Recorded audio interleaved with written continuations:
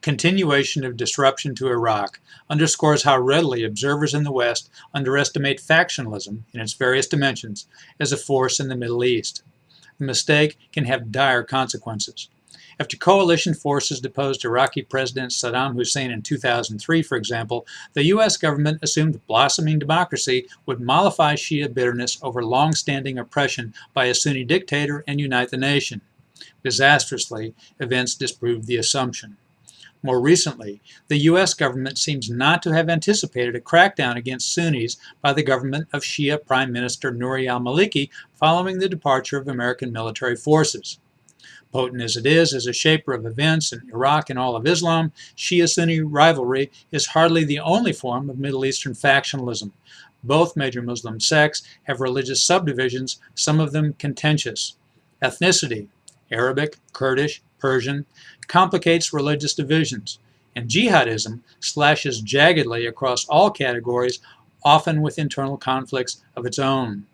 The Sunni-Shia schism nevertheless provides a useful framework for observing events.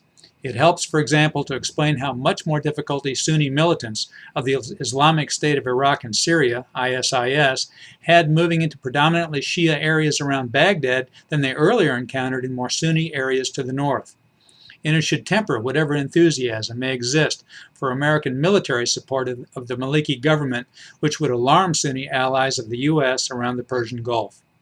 Those worries already have been elevated by the growing presence in southern Iraq of combatants from officially Shia hegemonic Iran.